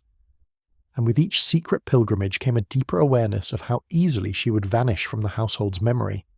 The children might recall her in fragments, a kind word here, a lesson there, but the rooms themselves would soon be claimed by new voices, new footsteps, new rhythms. The schoolroom would echo with the stern tones of another tutor. The garden paths would be walked by different figures. The hallways would carry laughter unconnected to her own. She felt no bitterness in this, only the quiet knowledge that such was the fate of those in her position. They were needed, and then they were gone, their presence absorbed into the life of the house without ever being named. It was in her journal that the governess found her truest voice during those final weeks. By day she remained calm and composed, her words measured, her presence steady. But by night, with quill in hand, she allowed herself to write freely. The pages filled with quiet farewells, each entry capturing a fragment of the house, as though she could preserve it against the pull of time. She described the exact tilt of light in the schoolroom at noon, the faint scent of ink and paper when the windows stood open, the way the eldest daughter curled her hair behind one ear when concentrating. These details, so small they might slip unnoticed into forgetting, were gathered on the page with tenderness, her ink binding them into permanence even as the world around her prepared to move on. What grew in those pages too were visions of what might come next, faint sketches of a life she had not yet dared to imagine. Sometimes she wrote of a modest cottage, its gardens spilling with herbs and flowers she might tend with her own hands. Other times she pictured herself in a town, teaching in a small schoolroom where her pupils belonged not to one family but to many, her work recognised in a different way. There were even entries where she allowed herself to wonder about companionship, a quiet marriage perhaps, or friendship with another solitary soul who might understand her silences. She did not dwell on these imaginings for long, for they seemed fragile, almost forbidden, but the very act of writing them gave her a flicker of hope that life beyond the mansion might hold more than emptiness. The journal also became a place for her unspoken fears, the words she could not share with anyone else. She admitted in the safety of ink her dread of being forgotten entirely once she left. She wrote of her worry that her years of service might leave no trace, that the children would grow into adulthood without so much as a memory of her voice. And she confessed, too, the quiet ache of her solitude, the nights when the silence of her chamber pressed too heavily, when the sound of laughter from the drawing-room reminded her of how separate her life had always been. Writing these fears down did not erase them, but it softened them, as though by setting them on paper she had lifted them from her chest, allowing herself to breathe a little more easily in the dark. It was in their questions that the governess first sensed the children understood more than the adults believed. The youngest, while pretending to arrange her slates one afternoon, asked suddenly if governesses always stayed in the same house forever. The question was posed with the innocence of a child, yet her eyes searched the governess's face with quiet intensity, as though bracing for an answer she already suspected. The governess smiled gently, deflecting with words about how teachers go where they are needed most, but in her heart she felt the sharpness of the child's intuition. She realized then that the silence of the adults had not hidden the truth. It had only deepened the children's curiosity. The older ones revealed their awareness in subtler ways, not through questions but through glances and small acts of hesitation. The eldest daughter lingered longer than usual after reciting her French, shuffling her papers as if reluctant to leave the room. The eldest son, who had grown restless and independent, began to look at her more often during lessons, his gaze flickering as though he wanted to speak but could not. These pauses, these unfinished gestures spoke more clearly than words. They knew change was coming, and they were quietly rehearsing their own farewells. The governess felt the weight of their silence, heavier than questions, for it reminded her that they were already learning the adult art of pretending not to know what they knew. Even in moments of play, the truth showed itself in unexpected ways. During an afternoon walk, the children insisted she tell a story she had told them many times before, a simple tale of knights and castles that had once been their favourite. When she asked if they would not prefer a new one, they shook their heads, demanding the old familiar tale instead. As she told it, their faces softened, their hands clutching hers more tightly than usual, and she realised that what they sought was not the story at all, but the comfort of sameness, a last repetition of the voice and presence they feared would soon be gone. The governess finished the tale with calm steadiness, though inside her heart swelled with both pride and sorrow, for their unspoken understanding was as clear as any words could ever be. It soon became clear that the adults of the household were determined never to speak of her departure in front of the children. Conversation shifted abruptly when young ears drew near. Tones lightened, subjects changed with practised ease. The governess, seated quietly at the edges of these exchanges, recognised the avoidance for what it was, a shield meant to protect the children, though in truth it only deepened their unease. The silence placed her in an awkward place, caught between the reality she carried in her chest and the illusion the family insisted on maintaining. Each day she rose to her duties as if nothing had changed, yet beneath her steady demeanour lay the knowledge that everything had already shifted. What complicated matters further was the way the mistress, usually so composed, began to rely on her even more in those weeks, as though drawing upon her patience while it was still available. She called her into private rooms to ask about the children's moods, their readiness for the transitions ahead, their temperaments at study. The governess answered faithfully, though each question stung with irony, for who knew the children more closely than she, and who would soon be excluded from those very conversations? The mistress spoke with an air of authority, but in those moments the governess felt the quiet truth. She was still indispensable, even as she was being gently pushed aside. The contradiction pressed heavily upon her, yet she bore it with her usual restraint. The children, too, seemed caught in the net of adult silence, aware of truths they could not name, and sensing more through what was not said than through what was. Their glances grew sharper, their questions more carefully framed, as though they were piecing together a puzzle from fragments overheard. Sometimes, during lessons, the eldest boy would pause in his writing and look up at her with an expression too serious for his years. Other times, the youngest would slip her hand into the governess's and hold it longer than usual, her eyes downcast but her grip insistent. These small acts revealed what the adults had tried so hard to obscure.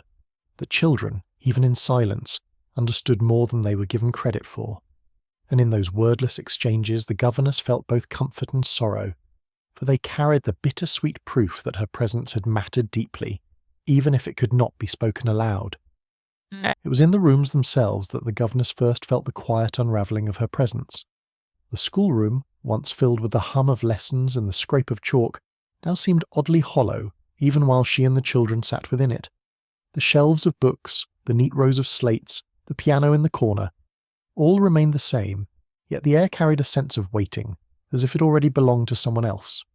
Each lesson felt suspended in time, like a final performance before an audience that had already begun to drift away.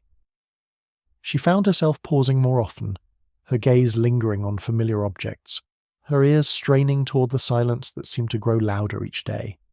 The corridors, too, carried a new emptiness. Where once the sound of her steps had blended unnoticed with the rhythm of the household, she now felt them echo, faint but distinct, as though the very walls were acknowledging her. At night, when the mansion settled into stillness, she could hear the timbers creak and the distant sigh of the wind through the chimneys, and it felt to her like the house itself was breathing differently, slower, heavier, as if preparing for her absence. She walked with a heightened awareness, touching the banister, brushing her hand against the panelling, memorising the textures as though she were saying farewell, not just to a home, but to a living presence that had kept her company for years. Even the routines began to shift in subtle ways, as though the mansion were already adjusting to her absence. The children were sometimes called away mid-lesson to meet with relatives, or to try their hand at new pursuits introduced by their parents. Servants delivered supplies to the schoolroom with less regularity, as though their attention were being drawn to future arrangements. Once, she noticed that a new set of music books had been placed on the piano, volumes she had not ordered, their spines uncracked, waiting for another's hand to open them. The sight made her pause, her fingers resting on the polished wood, her chest tightening with the knowledge that change was already seeping into the corners she had once thought entirely her own. It was in her last weeks that tenderness seemed to glow more brightly, even as solitude grew sharper around her. The children, without being told, seemed to sense that time with her was slipping away, and their gestures became softer, more deliberate. They held her hand longer on their walks, laughed more easily at her stories, and pressed close when the evenings grew chilly. These small displays warmed her heart, but each one carried the sting of impermanence, for she knew they were born not from habit but from farewell. Each smile felt like a final note in a melody, sweet and fleeting, leaving her with silence that rang louder once it had passed. At the same time, she began to notice how the rest of the household had already begun to erase her presence. When guests arrived, her name was seldom mentioned. When relatives spoke of the children's accomplishments, they referred to their bright futures without once acknowledging the steady hand that had shaped them. Even among the servants, talk turned quickly to the new tutors expected to arrive, as though she were already gone. She moved through these conversations with her usual composure, but inside she felt a deepening sense of invisibility. It was as if the house itself was practicing life without her, and each omission cut quietly but firmly, reminding her that her role had always been temporary. Yet within this erasure lay moments of secret rebellion. In the schoolroom she began to give the children lessons that were not part of any curriculum. Quiet talks about patience, kindness, and resilience. The thing she feared might be lost when her voice was no longer there to guide them. She told them stories from her own childhood, of small villages and simpler joys, painting pictures of a world beyond the mansion's walls. The children listened with wide eyes, absorbing truths they might not yet understand, but which she hoped would linger in their memories long after the ink of arithmetic had faded. These lessons, whispered between the lines of routine, felt like her true legacy. Not the neatness of their handwriting, but the quiet strength she hoped to leave stitched into their hearts. It was in the shifting rhythm of the household that the governess first sensed her departure was no longer an idea, but an event drawing steadily nearer. The schoolroom was visited more often by the mistress, who lingered at the door not to observe lessons but to remind the children of new arrangements, tutors who would arrive soon, schedules that would soon be different. Her tone was polite, even softened, but the message was unmistakable. The days of the governess's steady presence were numbered. Each time the mistress closed the door behind her, the governess felt the echo of those words settle into the silence, making the air itself feel thinner, harder to breathe. The first true sign came in the form of trunks, carried quietly up the back stairs by a footman and left outside her chamber. They were not hers, but rather the children's, brought to be filled with the books, clothes and comforts they would take with them to schools beyond the estate. Yet their arrival struck her with a force that nearly made her knees weaken. The children's futures were being packed neatly into cases, prepared for journeys she would never join. She stood in the corridor after the footman departed, staring at the heavy leather shapes, her hands folded tightly before her, until at last she turned away, retreating into the solitude of her room where no one could see her steady composure give way to silence. Even her own schedule began to change, reshaped not by her will, but by the slow encroachment of what was to come. Lessons were shortened, often interrupted by visits from relatives, or by errands deemed more urgent than arithmetic. Meals in the schoolroom grew fewer. The children increasingly called upstairs to dine with their parents. The governess found herself waiting more often, sitting alone at the tidy desk with her quill poised, listening to the distant sounds of the household moving without her. It was not cruelty, but inevitability. The family was preparing themselves for her absence by quietly practicing it in advance. And in those pauses, those empty stretches of time, she felt her role shrink smaller and smaller, until it seemed she was already half forgotten. It was late one evening, when the corridors lay hushed and even the servants' steps had faded into silence, that the governess opened her small trunk and began to pack.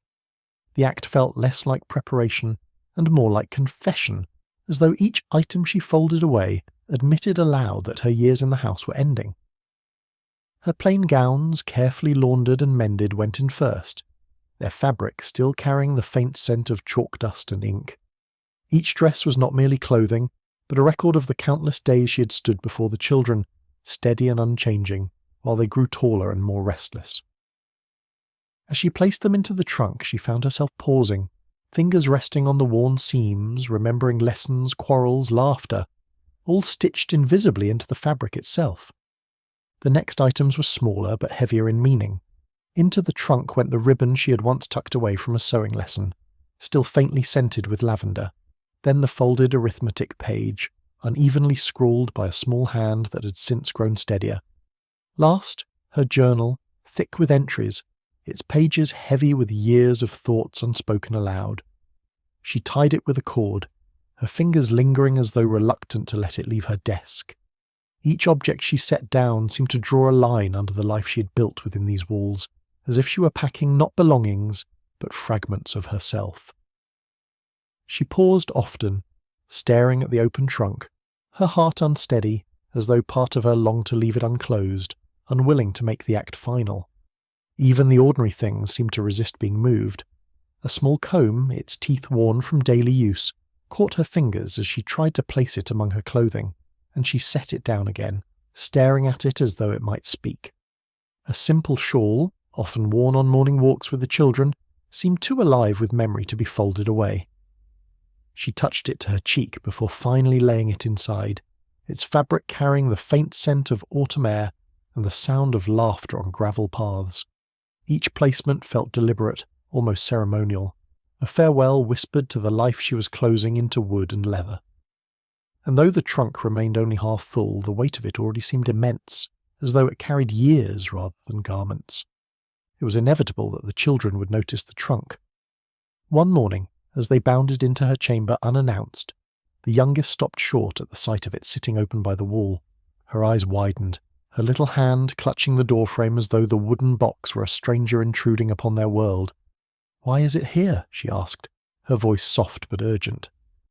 The governess knelt, smoothing the girl's hair, and offered a calm explanation, that everyone must travel sometimes, that trunks were for carrying what one needed on journeys. But the child's gaze lingered, searching her face for a truth she could not disguise. The governess's voice was steady, but inside her chest her heart pressed hard against the silence, for the trunk had spoken more plainly than she ever could. The older children reacted differently, though no less poignantly. The eldest daughter, upon glimpsing the half-packed case, turned quickly away, her cheeks flushing as though she had intruded upon a secret. She said nothing in that moment, but later during a lesson she worked with unusual determination, her writing neat and precise, as if offering proof of what she had learned beneath the governess's guidance. The eldest son, too, grew quiet after seeing it, his usual restlessness subdued. That evening he lingered in the schoolroom after the others had gone, finally asking in a voice lower than usual, "Will you still remember us?" The governess answered without hesitation that she would, always for as long as she lived, and though he nodded, she saw in his face the struggle of a boy trying to mask emotions too large for words. Even the youngest found her own way of saying farewell. A few days later, she slipped a small object into the trunk when the governess was not looking, a toy soldier missing one arm, worn smooth by years of play. When the governess discovered it that night, tucked between her shawls, she pressed it to her chest, tears stinging her eyes for the first time in many months. It was not a polished gift, nor meant for display, but rather a child's way of anchoring herself in the governess's future, a reminder that their bond could not be folded away with lessons and slates. She left the toy where it was, nestled among her belongings, deciding that no farewell could ever be more eloquent than that small, broken figure resting silently in her trunk. It was in her final lessons that the governess felt the poignancy of parting most keenly. The schoolroom, so long the stage of their shared days, now seemed to glow with the fragile weight of endings. Each time she set a slate before the children or opened a well-worn book, she knew she was doing so for the last time. She spoke with the same calm, guiding voice, but her eyes lingered on their faces, tracing every expression, memorizing the way their brows furrowed in concentration, the way their mouths curled in triumph at a correct answer. Even when mistakes were made, she corrected them gently, savouring the rhythm of her words, aware that soon the sound of her voice would no longer echo within these walls.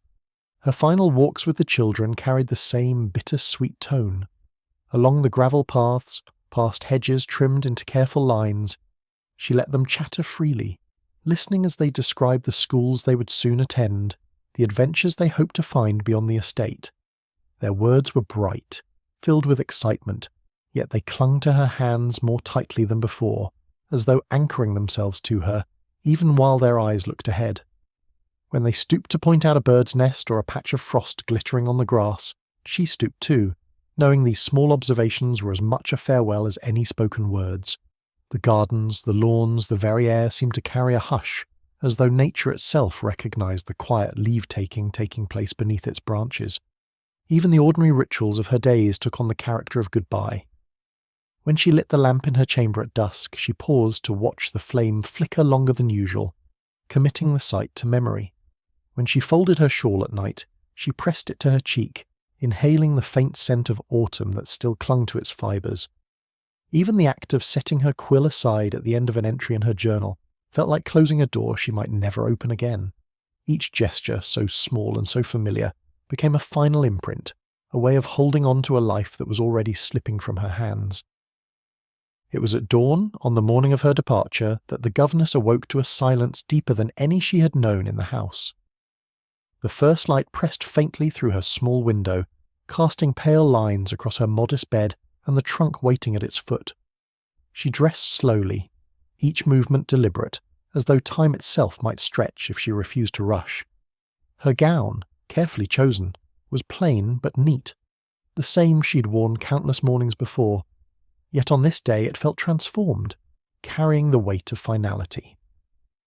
When she glanced once more at the basin, the desk, the narrow chest of drawers, she let her eyes rest long enough to hold them like images pressed into glass, knowing she would never wake among them again. Before leaving her chamber, she allowed herself one last walk through the schoolroom.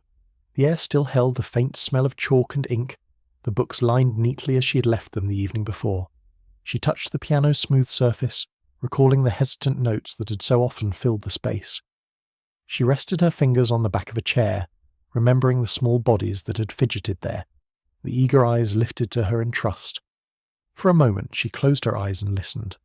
To silence, yes, but also to the echo of voices that seemed to linger, bright and alive in her memory. It was not the empty room she carried away with her, but the sound of all it had once contained. When the children came to her, still in their morning clothes, their goodbyes were quiet and halting, as though words were too clumsy for what they felt. The youngest clutched her skirt, whispering promises to write letters, though they both knew such letters would never come. The eldest daughter stood straighter than usual, her eyes glistening, though her voice remained composed as she thanked the governess for everything. The eldest son, awkward and restless, simply placed a book into her hands, one he had borrowed from the library and filled with a childish sketch on the flyleaf, a final token to anchor their bond. She embraced them each in turn, her arms steady though her heart trembled, and in those embraces felt the full measure of her years in the house, pressed into a single moment of farewell. It was in the corridor that led to the great doors where the governess felt the full weight of parting settle upon her. The familiar stretch of polished wood and framed portraits seemed suddenly endless, each step echoing more loudly than the last. Servants paused discreetly as she passed, their faces polite, some touched with sympathy, others unreadable. None spoke, yet their silence felt heavy, as though the house itself had instructed them to watch her go in quiet respect. She held her head steady, her pace measured, determined that her last passage through those halls would be marked by dignity rather than despair. At the great entrance the butler stood waiting, his hand already on the polished handle of the door. He inclined his head with solemn formality, the kind of courtesy usually reserved for guests of higher rank. The gesture startled her in its gravity, for it seemed to recognise the significance of this moment in a way words never could. As the doors swung open, the chill of morning air rushed in, carrying with it the scent of damp earth and wet stone. The governess stepped forward, pausing just long enough to glance back at the vast hall behind her, its quiet grandeur holding the shape of her years like a shadow she could no longer touch. The carriage waited at the gravel sweep, its wheels dampened by the night's rain, its driver standing ready. The governess placed her hand on the side of her trunk as the footman lifted it into place, the small thud of wood against wood sounding like the closing of a chapter. She gathered her shawl about her shoulders, the fabric trembling faintly in the breeze, and allowed herself one final look at the mansion.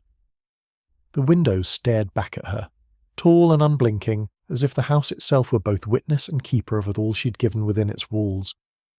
Then, with calm steadiness, she stepped into the carriage. The door shut softly behind her, and the wheels began to turn, carrying her slowly away from the life she had built and the silence she had inhabited for so many years. It was only once the carriage wheels began to grind over the gravel that the governess felt the finality of her departure take hold. The sound was steady, unrelenting, each turn carrying her farther from the house that had shaped her life for so many years. She kept her gaze fixed on the windows as they slipped from view, shrinking into distance until the mansion became only a silhouette framed by the pale morning sky. For a long moment she sat motionless, her hands folded tightly in her lap, as though holding herself together against the quiet ache pressing at her chest. As the road carried her beyond the estate gates, the landscape opened into wide fields still damp with dew. The air smelled of earth and new beginnings, though to her it carried the strange taste of displacement. She thought of the routines she had left behind, the hum of lessons, the scrape of chalk, the laughter of children spilling across garden paths, and felt as though pieces of herself had been scattered behind her, tied forever to the mansion's corridors. Yet mingled with sorrow was a fragile thread of wonder. What lay beyond this familiar world? What life might she claim for herself once she stepped outside the shadow of service? The journey itself became a mirror for her thoughts. Villages passed in quick succession, their cottages clustered in smoke-stained rows, each window suggesting a life unknown to her. She wondered if she might one day live in such a place, her own fire glowing behind the glass, her days shaped not by orders and schedules but by her own choosing.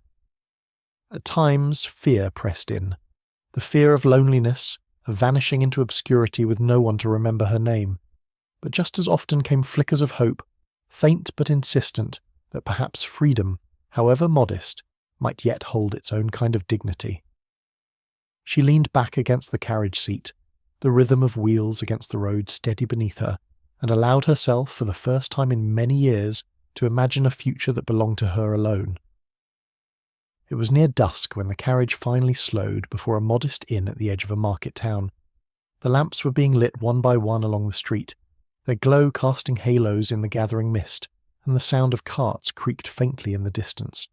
The governess stepped down onto the worn cobblestones, her shawl pulled close, her trunk set beside her with a dull thud. For a moment she stood still, her gaze sweeping over the unfamiliar street, the crooked sign above the inn door, the warm light spilling from its windows, the murmur of voices within. It was not the grandeur of the mansion she had left behind, but it carried a kind of welcome, a pulse of life that belonged not to duty but to ordinary living. Inside, the inn smelled of wood smoke and stewed meat, a fragrance both humble and comforting. The innkeeper greeted her with a brisk nod, asking no questions beyond her name and the length of her stay. She was shown to a small room at the top of a narrow staircase, its single bed neatly made, its walls plain, its window overlooking the rooftops of the town. As she set her trunk at the foot of the bed, she realized with a sudden start that this chamber, plain though it was, belonged to her alone. No mistress would summon her here, no children would tumble through its door. The silence of the room was different from the mansion's silence, not heavy with invisibility but light, open, waiting to be filled. The following morning she ventured into the town itself, walking slowly along the market square. Stalls brimmed with vegetables, cloth and trinkets, their sellers calling cheerfully to passers-by. Children darted between the booths, their laughter carrying freely through the air, untethered by the watchful structure of lessons. The governess moved quietly among them, her eyes taking in the rhythm of ordinary lives. Wives haggling over bread, men unloading carts, neighbours exchanging greetings at doorways. Each scene was unfamiliar, yet strangely comforting, for it reminded her that the world was vast, filled with countless lives that went on outside the shadow of the mansion. For the first time in many years she allowed herself to feel not only the ache of what she had lost, but the stirrings of what she might yet find. It was in the quiet after her first meal at the inn that the governess allowed herself to wonder, in earnest, what path she might choose. She sat by the window with her journal open, the ink catching the light of a single candle, and listed the possibilities with steady hand. She could write letters of inquiry to nearby families, offering her services once more as a governess. She could seek out a small school, one in need of a teacher to guide its pupils with the same patience she had given for years. Or, most daring of all, she could attempt something entirely new, a modest life sustained by her own skill in teaching, untied from the dictates of a single household. Each option felt both fragile and heavy, the future spread before her like an unmarked page, waiting for words she had not yet dared to write. The market town itself seemed to offer quiet encouragement, though it asked nothing of her in return. When she passed through the square the next day, she lingered by the small shop where slates and quills were sold, noticing how the proprietor nodded kindly when she stopped to examine the shelves. A schoolroom bell rang faintly from down a narrow lane, and she glimpsed children hurrying inside, their chatter spilling into the morning air. For the first time she imagined herself among them, not in the service of a grand household, but as part of a community where learning was shared openly, without the invisible chains of hierarchy. The thought startled her in its simplicity, a place where her role might be acknowledged, not hidden, and where she might belong not as a shadow, but as herself. Yet even as these thoughts grew brighter, fears rose to meet them.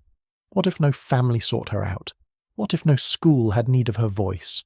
What if independence, so long imagined as freedom, proved instead to be only loneliness dressed in new clothes? She wrote these fears into her journal as well, her hand steady even as her chest tightened.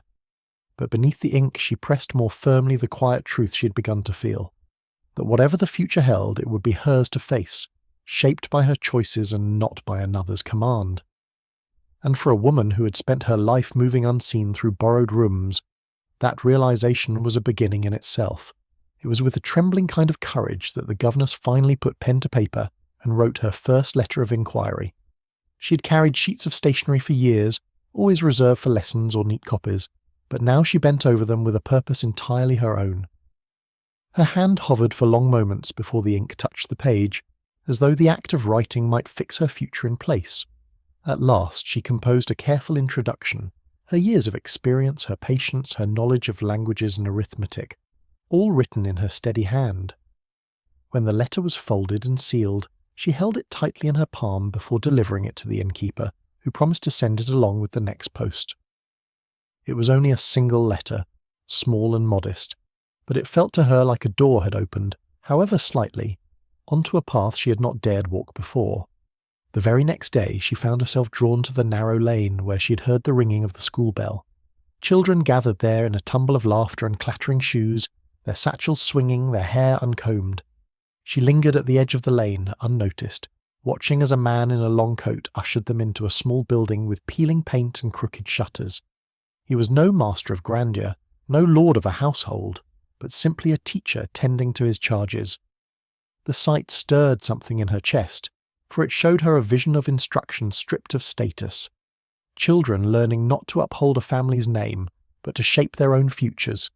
She didn't approach, not yet, but she carried the image back with her, her steps quicker, her thoughts brighter than they had been in many weeks.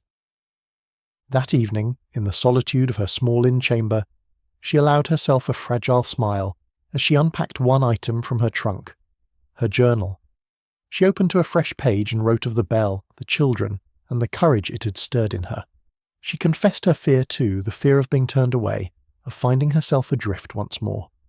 Yet alongside the fear she set down a quiet declaration, ink pressed firm into the paper. I will not vanish. I will step forward. For the first time since leaving the mansion, she felt the stirrings of possibility outweigh the heaviness of loss, and in that shift she sensed that the story of her life was not ending at all, or only beginning again. It was scarcely a week later when the innkeeper knocked at her chamber door, a sealed letter in his hand. The governess took it with quiet composure, though her fingers trembled as she broke the wax. Inside was a reply to her inquiry, written in a careful, unadorned script. A modest household in need of a tutor for 2 young daughters expressed interest in meeting her, their words polite but plain. They sought someone steady, capable, and patient. As she read the letter, relief and apprehension surged together, for the moment she'd imagined so many times had arrived. She was wanted again, not as a shadow in a grand house, but as a voice and a guide in a smaller, humbler home. The journey to the address was short, only a mile beyond the market town, yet every step felt like a crossing. She walked with her shawl drawn close, her journal tucked firmly under her arm, as if carrying with her both the weight of the past and the hope of what lay ahead. The cottage came into view, with smoke curling from its chimney, its garden lined with late blooms clinging to the season's end. The door opened before she reached it, and two girls peered out, their faces bright with curiosity. Behind them stood their mother, her expression kind, though marked by the fatigue of responsibility. The governess bowed her head in greeting, her voice calm though her chest beat fast, and in that instant she felt the fragile thread of connection begin to weave itself anew. That evening, as she returned to her chamber at the inn, she sat once more by the candlelight and opened her journal. She wrote of the girl's eager eyes, of the warmth of the cottage, of the simple welcome she had been given. She admitted her fear of beginning again, but she also confessed something she had not allowed herself to write before. A quiet sense of belonging, faint but real, rising through the uncertainty. For the first time in many years she was not looking back toward the echoing halls of a mansion, but forward toward a life she might call her own. And though the road ahead was unmarked, she felt within her the strength to walk it, step by steady step. It was scarcely a week later when the innkeeper knocked at her chamber door, a sealed letter in his hand. The governess took it with quiet composure, though her fingers trembled as she broke the wax. Inside was a reply to her inquiry, written in a careful, unadorned script. A modest household in need of a tutor for two young daughters expressed interest in meeting her, their words polite but plain. They sought someone steady, capable, and patient.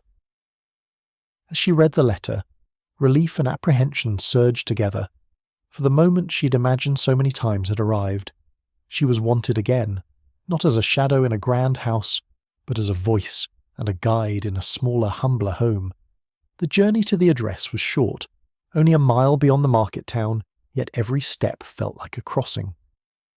She walked with her shawl drawn close, her journal tucked firmly under her arm, as if carrying with her both the weight of the past and the hope of what lay ahead.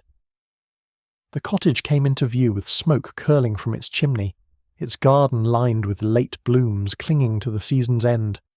The door opened before she reached it, and two girls peered out, their faces bright with curiosity.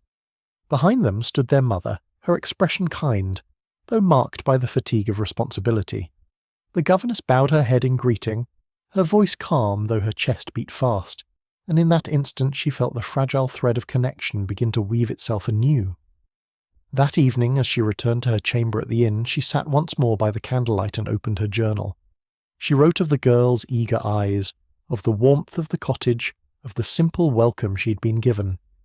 She admitted her fear of beginning again, but she also confessed something she had not allowed herself to write before, a quiet sense of belonging, faint but real, rising through the uncertainty. For the first time in many years she was not looking back toward the echoing halls of a mansion, but forward toward a life she might call her own. And though the road ahead was unmarked, she felt within her the strength to walk it, step by steady step. The governess's story closes not with despair, but with a steady, enduring dignity. She left the mansion as a shadow, unspoken and nearly forgotten, but beyond its gates she discovered a world where her voice mattered, where her work was seen, and where she herself belonged. What had begun as an ending revealed itself to be the quiet beginning of a life truly her own. And so, as the governess begins her new chapter, may her quiet journey remind us that every ending holds the seed of a beginning. Let your thoughts settle now, like pages closing after a long day. The world is at rest, and you may rest too. Close your eyes, breathe deeply, and drift into peaceful sleep.